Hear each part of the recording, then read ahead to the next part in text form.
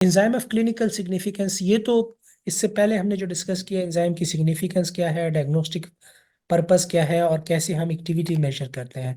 अब उन एंजाइम्स की तरफ आते हैं। वैसे तो हम, अगेन मैं कहूँगा कि थाउजेंड्स ऑफ एंजाइम्स हैं, लेकिन हम जो डेली हम डायग्नोसिस के लिए यूज़ करते हैं, जिनकी क्लिनिकल सिग्निफिकेंस ज़्यादा है, हम उसी को डिस्कस करते हैं।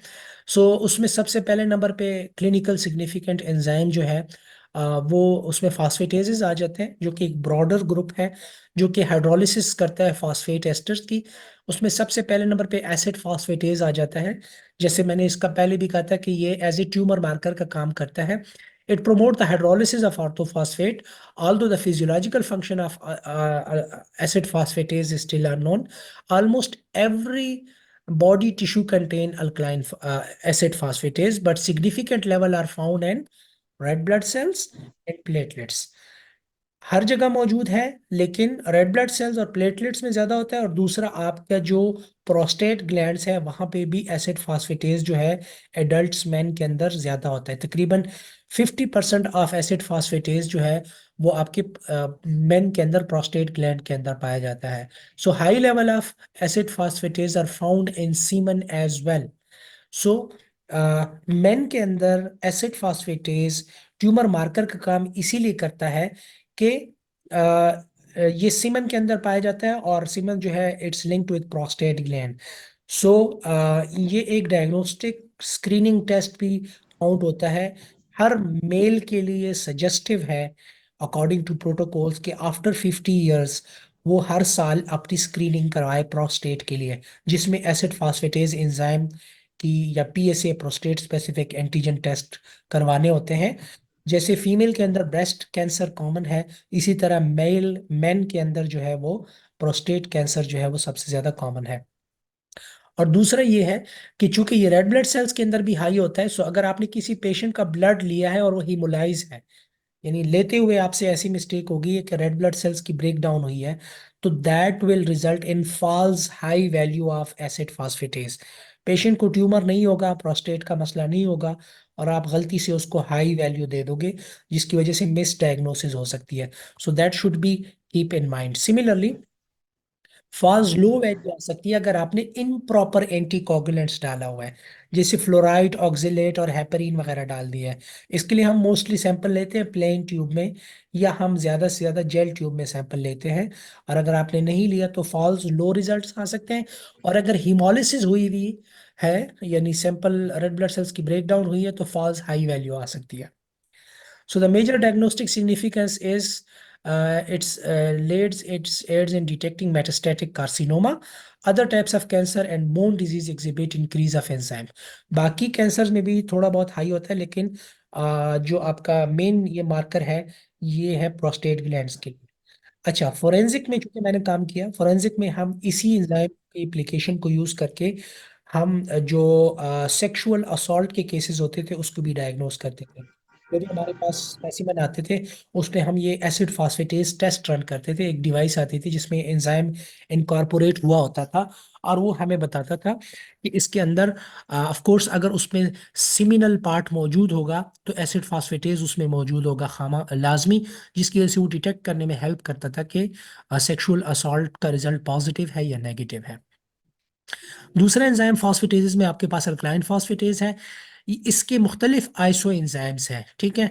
और again exist widely variety of tissue with significant amount found in liver, bone, intestine, kidney and placenta. Alkaline phosphatase अगर हाई है तो तीन चार रीजन हो सकती है। या प्रेगनेंसी, एक पर्टिकुलर ट्राइमेस्टर में ये हाई हो जाता है, ठीक है। या फिर किसी को बोन डिजीज है या लिवर डिजीज है, तो उसमें ये अल्कलाइन फॉस्फेटेज हाई हो सकता होगा। बच्चों में जो अल्कलाइन फॉस्फेटेज की रेंज है वो हाई होती है बनिस्बत एडल्ट्स के। उसकी वजह ये है कि ग्रोइंग एज होता है, बोन्स में बहुत ज़्यादा एक्टिविटी चल रही होती है, ग्रोथ हो रही होती है बोन्स की, जिसकी वजह से अल्कलाइन फॉस्फेटेज की रेंज बच्चों में हाई होती है।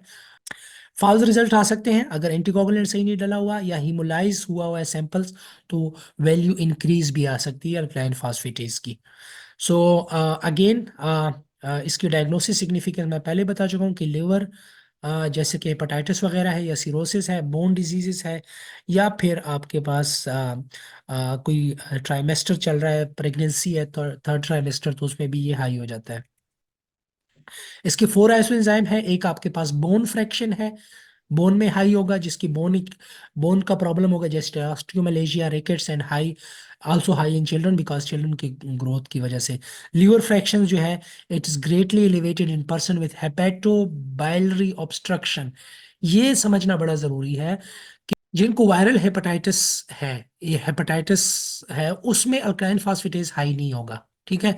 लेकिन जिनको कोई ऑब्स्ट्रक्शन है, यानी बोन वगैरह, सॉरी बोन कह रहा हूँ, जिनको स्टोन वगैरह की वजह से बाइलरी ऑब्स्ट्रक्शन है, तो उसमें अल्कालाइन फास्फेटेज हाई होगा। सो जब हम लिवर प्रोफाइल करते हैं, तो उसमें तीन चार एंजाइम देख रहे हो, तो उसमें एक अल्कालाइन फास्फेटेज भी होगा। तो अल्कलाइन फास्फेटेज अगर नॉर्मल है, एएलटी और एएसटी लेवल हाई है, दैट इज इंडिकेटिंग कि उसको कोई वायरल हेपेटाइटिस है। लेकिन अगर सिर्फ अल्कलाइन फास्फेटेज हाई है और एक और एंजाइम हाई है, लेकिन एएलटी और एएसटी नॉर्मल है, तो इट मीन्स कि कोई ऑब्स्ट्रक्शन है, स्टोन की वजह से है, या फिर कोई ऐसी बाइलरी डक्ट के अंदर कोई ट्यूमर है जिसकी वजह से ऑब्स्ट्रक्शन हुई है, तो उसमें अल्कलाइन फास्फेटेज हाई होगा। इसी तरह प्लेसेंटल फ्रैक्शन में भी अगर 6th और 20th वीक ऑफ प्रेगनेंसी है, तो उसमें भी अल्कलाइन फास्फेटेज जो है वो हाई होगा, जो कि नॉर्मल फिजियोलॉजिकल प्रोसेस होगा। अब सेकंड ग्रुप ऑफ एंजाइम है, फास्फेटेजेस हो गए, उसमें दो सिग्निफिकेंट एंजाइम हमने स्टडी किया, अल्कलाइन फास्फेटेज और एसिड फास्फेटेज। अब आ जाते हैं ट्रांस अमाइनेजेस, ठीक है। ट्रांस अमाइनेजेस जो है, they are catalyze the transfer of amino group. This is important reaction in the synthesis and degradation of amino acid. So इसमें सबसे इंपॉर्टेंट एक एंजाइम है एएसटी। अगेन इसके भी आइसो एंजाइम्स हैं, और ये क्या करता है, अमाइनो ग्रुप ट्रांसफर करता है between aspartate and keto acids. Pyridoxal phosphate जो है, जैसे कि जिसको हम विटामिन बी 6 भी कहते हैं, एज ए कोएंजाइम एक्ट करता है। इसके आइसोएंजाइम मुख्तलिफ जो है, कुछ कार्डियक टिश्यूज में मौजूद है, लिवर के अंदर भी है, स्केलेटल मसल्स के अंदर भी है, और रेड ब्लड सेल्स के अंदर भी है। सो अगर एएसटी लेवल हाई है किसी बंदे का, तो आपको सपोर्टिंग और एक आध दो टेस्ट चाहिए होंगे, या उस पेशेंट की हिस्ट्री चाहिए होगी, ताकि आप डिफरेंशिएट कर सको कि ये जो एएसटी हाई है, ये कार्डियक की रीजंस की वजह से है, या लिवर डैमेज की वजह से है, या स्केलेटल मसल्स की वजह से है। सो क्लिनिकल सिग्निफिकेंस जो है वो इसकी बढ़ जाती है, लेकिन इसके साथ आपको सपोर्टिंग टेस्ट चाहिए होंगे। दूसरा, इसकी वैल्यू भी आपको बता देती है। जैसे वायरल हेपेटाइटिस में ये बहुत ज़्यादा हाई होगा बनिस्बत माइकार्डियल इन्फेक्शन में या स्केलेटल मसल्स में। सिमिलरली ट्रांसअमाइनेजेस में एक और आपके पास एंजाइम्स हैं जिसको हम कहते हैं ALT, alanine transaminase, amino group between alanine to ketoglutarate with the formation of glutamate and pyruvate। ये भी मौजूद होता है आपके पास लिवर के अंदर, with some in heart, skeletal muscle and red blood cells. लेकिन ये प्राइमरीली जो है लिवर के अंदर मौजूद होता है। एएलटी जब जब भी हाई होगा, दैट विल इंडिकेट के लिवर डैमेज है। Clinical significance of ALT is in the elevation of hepatocellular disorder. So again, ये लिवर के साथ ज्यादा स्पेसिफिकली, अगर लिवर डैमेज है तो उसमें ये ज्यादा हाई होगा। क्रेटिनिन काइनेज जो है, आ, या इसको हम सीपीके भी कहते हैं, क्रेटिनिन फास्फोकाइनेज, ये ऐसा एंजाइम है जो कि क्या करता है, responsible for the formation of ATP in the tissues, specially contractile system, ठीक है। जहां पे मसल मूवमेंट इन्वॉल्व है, वहां पे सीपीके इन्वॉल्व होगा, और ये एटीपी की फॉर्मेशन करेगा, ठीक है। सो इसमें आपके पास हार्ट मसल्स भी इन्वॉल्व है, आपके पास स्केलेटल मसल्स भी इन्वॉल्व है। सो इसकी भी मुख्तलिफ आइसो एंजाइम्स है। इसकी डिस्ट्रीब्यूशन कहाँ कहाँ पे है, skeletal muscle, brain, cardiac muscle, in addition to many other tissues. लेकिन अगर हिमोलिसिस हुई हुई है, तो that could result false result because of the presence of adenylyl kinase, which in red blood cells. So AK induces false elevation in creatinine phosphokinase ऐसे। C K के मुख्तलिफ isoenzyme है, वो मैं आगे अभी आपको बताऊंगा। लेकिन अगर सैंपल हिमोलाइज है, तो उसमें ये होगा कि फॉल्स हाई रिजल्ट आ सकते हैं। एक पेशेंट नॉर्मल होगा, आप उसको गलती से कहेंगे कि जी आपको कार्डियक अरेस्ट हुआ हुआ है, या माइकार्डियल इन्फार्क्शन हुआ हुआ है, हालांकि ऐसा नहीं हुआ होगा, तो आप एक ब्लंडर कर सकते हो। सो इन चीज़ों का बहुत ज़्यादा ख्याल रखना होता है। क्लिनिकल सिग्निफिकेंस में अगर हम देखें तो इसके मुख्तलिफ आइसो एंजाइम है। एक आपके पास CKMM है, ये मोस्टली आपके पास मसल्स के अंदर होता है, ठीक है, और हाई होगा जब आप कोई मसल डैमेज हुआ होता है, किसी की पिटाई हुई हुई है और उसके मसल्स जो है उसमें फिर ये होगा कि CKMM लेवल, जो आइसोएंजाइम CKMM है वो हाई हुआ होगा। CKMB is more specific towards cardiac muscles, इसीलिए अगर आप लैब के अंदर जाओ और कार्डियक प्रोफाइल करवाओ तो उसमें CKMB टेस्ट भी लाजमी करवाया जाता है। ये कार्डियक मार्कर के तौर पे यूज हो रहा है ये एंजाइम। और अगर ये लेवल हाई है, इट मीन्स के it indicate ischaemic heart disease, ठीक है। और if serum level of CKMB is more than 6% of total CK, it is highly specific indicator of myocardial damage. Myocardial infarction का ये एक इंडिकेशन है कि नॉर्मल जो CKMB का लेवल है, अगर वो इससे 6 टाइम हाई है, फॉर एग्जांपल 100 वैल्यू है और ये कहीं 700 में आपका CKMB लेवल जा रहा है, जो कि या 4 है और 16 आ रहा है, इट मीन्स इंडिकेट कर रहा है कि आपको सीवियर माइकार्डियल डैमेज हुआ हुआ है, कार्डिक प्रॉब्लम हुआ हुआ है, ठीक है। सो और ये स्पेसिफिक है कार्डिक मसल्स के लिए, इसीलिए इसको एज ए कार्डिक मार्कर के तौर पे यूज किया जाता है। CKMB level rise within 48 to 72 hours, peak at 12 to 24 hours and return to normal within 48 to 72 hours. So अगर किसी को 2 दिन पहले भी चेस्ट पेन हुआ हुआ है, वो लैब में जाके टेस्ट करवाए तो उसका CKMB लेवल स्टिल हाई होगा, जो कि इंडिकेट करेगा कि इसको माइकार्डियल इन्फार्क्शन हुआ हुआ है, ठीक है। सो ये राइज होना शुरू हो जाता है और 48 से 72 आवर्स के अंदर तक रहता है, और पीक टाइम इसका होता है 12 से 24 आवर, यानी चेस्ट पेन के 12 घंटे बाद जब आप ये लेवल करोगे तो ये सही पीक पे हाई होगा, ठीक है। इसका तीसरा आइसो एंजाइम है जो कि CKBB, that is for brain, ठीक है, मोस्टली स्पेसिफिक है ब्रेन के लिए। MM जो है, M for muscles, B for brain, और CKMB जो है वो स्पेसिफिकली जो है वो हार्ट मसल्स के लिए है। अब अगर हाँ आप माइकॉर्डियल कोई प्रॉब्लम होता है तो उस केस में जो टेस्ट करवाए जाते हैं उसमें एक CKMB कार्डिक प्रोफाइल में करवाया जाता है। जब भी इमरजेंसी में एक पेशेंट रिपोर्ट होता है विथ चेस्ट पेन तो उसके ये 3 टेस्ट फौरन करवाए जाते हैं: CKMB level, troponin I and trop T, ठीक है। ट्रोपिनिन टी जो है एक डिवाइस पे होता है और ये 15 मिनट में आपको रिजल्ट मिल जाता है, और इसका टाइम होता है 4 to 6 आवर्स, जो कि पीक टाइम 12 से 24 आवर है और 7 से 10 दिन तक हाई रहता है। ट्रोपिनिन आई जो है इसका भी 4 से 6 आवर राइज टाइम है और ये 3 से 7 दिन तक हाई होता है। CKMB जो है ये तकरीबन 72 आवर्स तक हाई रहता है MI के बाद, ठीक है। सो ये पूरा प्रोफाइल करवाया जाता है और उससे फिर असेसमेंट होती है कि कितना हार्ट मसल डैमेज हुआ हुआ है। लास्ट में फिर आ जाता है लैक्टेट डिहाइड्रोजिनेज, LDH का नाम आप लोगों ने सुना होगा, कि जब पायरुवेट को लैक्टिक एसिड में कन्वर्ट किया जाता है with the utilisation of coenzyme NAD and formation of NADH। Distribution जो है इसकी लैक्टेट डिहाइड्रोजिनेज की, वो मुख्तलिफ टिश्यूज में है, वाइडली डिस्ट्रीब्यूटेड है, और अगेन इसकी भी आइसो एंजाइम्स है, ठीक है। It is found in the heart, in liver and low level in red blood sales, skeletal muscles and kidneys. लेकिन हर आइसो एंजाइम की स्पेसिफिसिटी थोड़ी सी मुख्तलिफ है, लिहाजा जब उसके फ्रैक्शंस को आप देखते हो तो आपको डिफरेंशियल डायग्नोसिस में हेल्प मिलती है। The diagnostic significance of LD is the diagnosis of cardiac, hepatic, skeletal muscle and renal disease. So ये अगर cardiac issues हैं, hepatic है या फिर skeletal muscles की issues हैं तो उसमें ये हाई हो जाता है, ठीक है।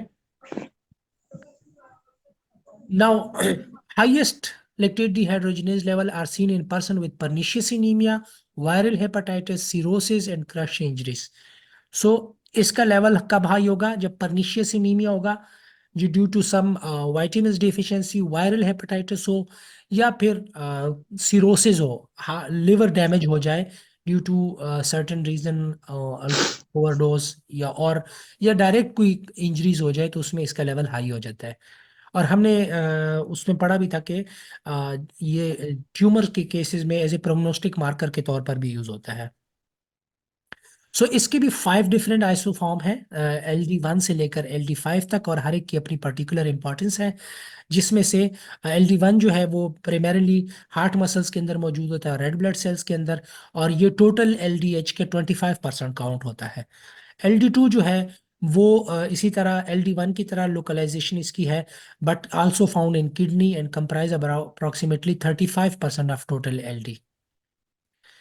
LD3 जो है, it is found in lungs, lymphocytes, spleen, and pancreas. It constitute approximately 22% of total LD. LD4 is mostly found in liver and skeletal muscle and comprise approximately 10% of total LD. LD5 is similar to LD4 in both localization and portion of total, यानी तकरीबन ये भी 10% मौजूद होता है, और localisation भी इसके लिवर और स्केलेटल मसल्स में होती है। तो ये मुख्तलिफ फ्रैक्शंस जो हैं वो आपको मुख्तलिफ टिश्यूज या ऑर्गन्स की कहानी बताएंगे कि वो कितना डैमेज हुआ हुआ है। और अगर माइकार्डियल इन्फार्क्शन हुआ हुआ है, हार्ट प्रॉब्लम हुआ हुआ है, तो उस केस में जो LD1 की रेशियो कंसंट्रेशन है और LD2 की कंसंट्रेशन है वो फ्लिप हो जाएगी। यानी LD1 जो है नॉर्मली लो है as compare to LD2। LD2 35% है और LD1 25% है। लेकिन अगर हार्ट डैमेज हुआ हुआ है तो LD1 की कंसंट्रेशन ज्यादा हो जाएगी, LD2 की कंसंट्रेशन कम होगी, इसकी प्रोडक्शन बढ़ जाएगी क्योंकि टिश्यू डैमेज की वजह से। That will result in flipped ratio. जो LD1 और LD2 की रेशियो है वो फ्लिप हो जाएगी, पैटर्न चेंज हो जाएगा due to high concentration of LD1। So वो जो फ्लिप्ड रेशियो है वो इंडिकेट करेगा कि माइकार्डियल इंफार्क्शन हुआ हुआ है। ठीक है, मिसलीनियस एंजाइम है। मिसलीनियस एंजाइम्स में आ जाते हैं जैसे कि गामा ग्लूटामाइल ट्रांसफेरेज है, अमाइलेज है, कोलिनेस्ट्रेज है, सूडोकोलिनेस्ट्रेज है, और 5 न्यूक्लियोटाइडेज है। गामा जीटी जो है ट्रांसफेरेज या gamma glutamyl, it residue to an amino acid transpeptidation. ठीक है, सो ये ट्रांसफर करता है, गामा ग्लूटामाइल रेजिड्यूज को ट्रांसफर करता है अमाइनो एसिड के दरमियान, इसको हम ट्रांसपेप्टाइडेशन भी कहते हैं। So this function is involve in peptide and protein synthesis. ठीक है, ये मेनली कहाँ जा पाया जाता है? किडनी में, ब्रेन में, प्रोस्टेट में, पेंक्रियाज और लीवर के अंदर। Urine contains significant amount of gamma GT. So urine के अंदर इसकी कंसंट्रेशन नॉर्मली जो है वो मौजूद होती है। इसकी क्लिनिकल सिग्निफिकेंस की तरफ आते हैं। अगर ये हाई हो, गामा ग्लूटामाइल ट्रांसफेरेज लेवल अगर हाई हो in almost all hepatobiliary disorder और bile tract obstruction as well as in patient ask taking enzyme including drugs like warfarin, phenobarbital and Dilantin. अगर कोई बाइलरी ऑब्स्ट्रक्शन है तो उसमें जैसे अल्कलाइन फॉस्फेटेज हाई होता था तो गामा जीटी भी हाई होगा। अगर कोई वायरल इन्फेक्शन है, यानी वायरल इन्फेक्शन की वजह से लिवर डैमेज हुआ है, तो फिर उसके अंदर गामा जीटी हाई नहीं होगा। और अगर कोई अल्कोहलिक सिरोसिस है, यानी अल्कोहलिक ओवरडोज की वजह से लिवर डैमेज हो, तो पर्टिकुलरली उसमें गामा जीटी लेवल हाई होगा। सो ये डिफरेंशियल डायग्नोसिस में हेल्प करता है। अगर आपने एक बंदे का पूरा लिवर प्रोफाइल करवा लिया जिसमें एएलटी लेवल भी हाई है, एएलटी नॉर्मल है, एएसटी भी नॉर्मल है, अल्कलाइन फॉस्फेटेज भी नॉर्मल है, लेकिन गामा जीटी लेवल हाई है उसका, तो उसका मतलब है कि उस बंदे ने अल्कोहल ओवर यूज किया है जिसकी वजह से उसका लिवर डैमेज हुआ है। सो ये इंडिकेट करेगा कि अल्कोहलिक पर्सन में गैमा जीटी हम ऐसे मार्कर यूज करते थे फोरेंसिक के अंदर। अगर किसी का हाई है तो इंडिकेट कर रहा है कि वो गैमा जीटी उसके अंदर हाई होगा, तो वो अल्कोहलिक रीजन हो सकता है। ठीक है, सो अगर अल्कलाइन फॉस्फेटेज भी हाई है और गामा जीटी भी हाई है, दैट इंडिकेट कि कोई ऑब्स्ट्रक्शन हुई है। ठीक है, so if gamma GT is normal and ALP is high, bone disease is likely present. लेकिन अगर गामा जीटी नॉर्मल है और अल्कलाइन फॉस्फेटेज हाई है, तो हमने कहा था कि अल्कलाइन फॉस्फेटेज प्लेसेंटा में, बोन डिजीजेज में या लीवर डैमेज में हाई हो सकता है। सो फिर इंडिकेट कर सकता है कि ये फिर बोन की रीजन हो सकती है। Patient with acute pancreatitis exhibit increased gamma GT levels. In person with diabetes, gamma GT is typically increased as triglyceride level rise. So कुछ cases में gamma GT level अगर डायबिटीज अनकंट्रोल है तो उसमें भी ये हाई हो जाता है। Because alcohol has enzyme inducing properties, the most useful application for gamma GT is in detection of alcoholism and the monitoring of alcohol intake by patient during treatment. अगर कोई अल्कोहल यूज कर रहा है, overdose किए जा रहा है और आप उसको ट्रीट कर रहे हैं, सो गामा जीटी का लेवल आपको बताएगा कि कुछ उसने उसने कितना ओवरडोज किया है। ठीक है, उसका लेवल उतना हाई होगा सीरम के अंदर जितना ज्यादा उसने ओवर यूज किया होगा अल्कोहल का। सो ये आपने ध्यान में रखना है। अब अमाइलेज है, वी ऑल नो कि स्टार्च के ब्रेकडाउन में यूज होता है, ग्लाइकोजन वगैरह जो है उसके ब्रेकडाउन में यूज होता है, और ये ग्लूकोज, माल्टोज और डेक्सट्रेंस वगैरह की फॉर्मेशन करता है। So amylase is the smallest in size of all enzyme. So अगर स्ट्रक्चरली देखें तो स्मॉलेस्ट एंजाइम है। Tissue source of amylase include pancreas, salivary gland as well as skeletal muscles. So इन मुख्तलिफ जगहों पे पाया जाता है। Clinical significance of amylase is its use in diagnosis of acute pancreatitis. ठीक है, अगेन इसका लेवल कब हाई होगा? 2 से 12 घंटे of onset of an attack and peak of 24 hours. So 2 से 12 घंटे के अंदर इसका लेवल हाई होना शुरू हो जाएगा और पीक पे पहुंच जाएगा, और 24 घंटे तक पीक पे रहेगा अगर किसी को पेंक्रियाटाइटिस हो। सिलिवरी ग्लैंड लीजन्स, मम्प्स वगैरह हो, that will also result in high amylase level. Patient with hyperlipidaemia have low to normal amylase level. Hyperlipidaemia means lipid level जब हाई होगा, ट्राइग्लिसराइड लेवल जब हाई होगा। लाइपेज भी pancreatitis में high होता है, लेकिन ये अमाइलेज से ज्यादा देर तक हाई रहता है। सो अमाइलेज 24 घंटे तक हाई रहता है जब किसी को पेन शुरू हो जाता है पेंक्रियाटाइटिस की वजह से, जबकि लाइपेज उससे कहीं ज्यादा देर के लिए हाई रहता है, और ये ज्यादा स्पेसिफिक है। अगर अमाइलेज तो सिलिवरी रीजंस की वजह से भी हो सकता है या कोई और रीजंस की वजह से भी हाई आ सकता है, जबकि अगर लाइपेज हाई है तो वो इंडिकेट करेगा कि एक्यूट पेंक्रियाटाइटिस है।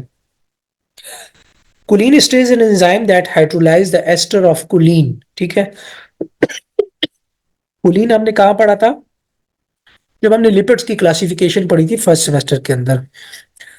सो there are two types of choline, acetyl choline esterase and pseudo choline esterase.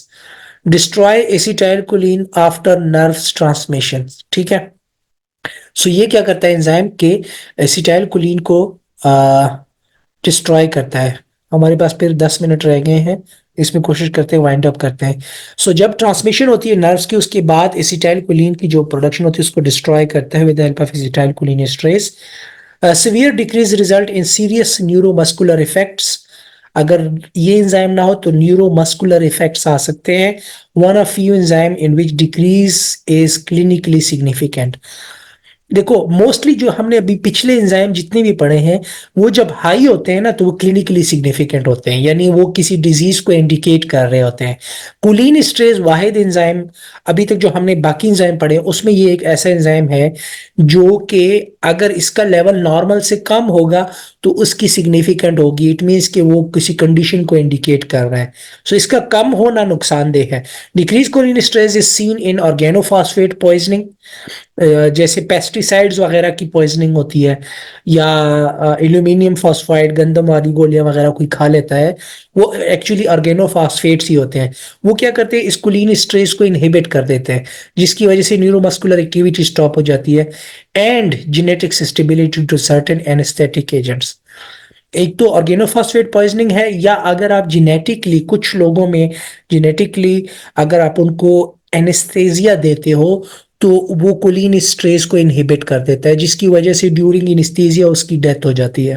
ठीक है, सो इसीलिए उसको पहले टेस्ट करना चाहिए। अगर किसी की फैमिली हिस्ट्री है कि एनेस्थीसिया के दौरान किसी फैमिली मेंबर की या बहन भाई की डेथ हुई है, so they should be careful about using anaesthetic agents during surgery.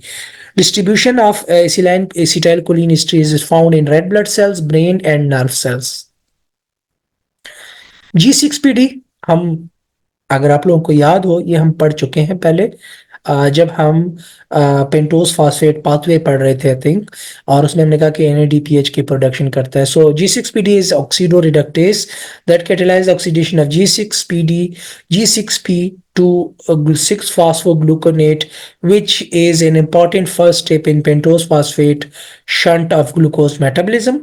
Distribution: tissue source of G6PD include adrenal glands, spleen, thymus, red blood cells, and lymph nodes.